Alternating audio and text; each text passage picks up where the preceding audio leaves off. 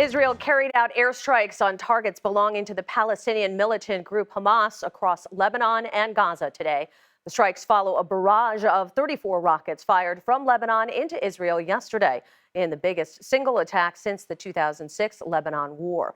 As tensions continue to escalate in the region, 2 Israeli women were shot and killed in the occupied West Bank earlier today. Israel's military said it's searching for whoever is responsible. CBS News foreign correspondent Ian Lee is following all of this, and there's a lot to follow from London. First off, Ian, what's the latest and what are both sides saying? Good morning, Wendy. Yeah, this cycle of violence continued this morning.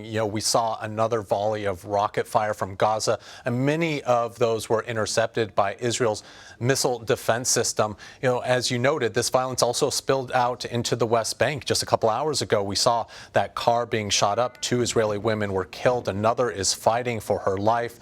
But Israeli Prime Minister Benjamin Netanyahu last night, he told a cabinet meeting that he wants to see calm, but also said that Israel will strike its enemies and they will pay a price. Now, when it comes to the other side, Hamas condemned the attack in Lebanon, but this is a very tense situation right now. Both sides looking to come across as being strong.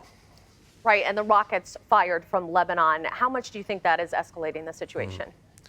This is a very rare and dangerous escalation. This was the largest barrage from Lebanon in 17 years. Back then, in the 2006 war, Israel was fighting Hezbollah militants, and there was a real dangerous situation up on Israel's northern border. And officials in both Israel and Lebanon, they don't want to see that escalate further. Now, these rockets are said to have been fired by Hamas militants. It should be noted that Hezbollah really rules the roost in southern Lebanon, and so we're waiting to see if they come out with any sort of response. So far, it's been quiet up there between Israel and Lebanon.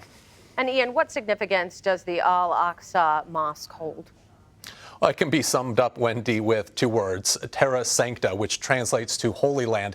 It's the most contentious piece of real estate in a contentious region. Al-Aqsa Mosque is the 3rd holiest site in Islam. It sits on what Muslims call Haram al-Sharif, which translates to the noble sanctuary, but it's the holiest site in Judaism. It's called the Temple Mount because 2 previous biblical temples stood there. Now, right now, the site is managed under what's called the status quo. Basically, Jordan operates the site while Israel provides security. It's been a very uneasy agreement, as we saw just over last week with Israeli police raiding Al-Aqsa mosques. They say they're going after rioters. Palestinians say they were just praying peacefully. But this has always been a flashpoint. An intifada and other conflicts have been triggered over it, especially when Palestinians believe that Israel is trying to challenge that status quo. And what efforts are being taken to de-escalate the situation? This is a dance that's played out many times before. There are really 2 ways this current volatile situation could go. Think of it as kind of a game of chicken. Which side will blink first in this tit for tat? Will one side stop escalating, believing their point has come across? The second way for this to escalate is into a full-blown conflict. We've seen that happen before, too.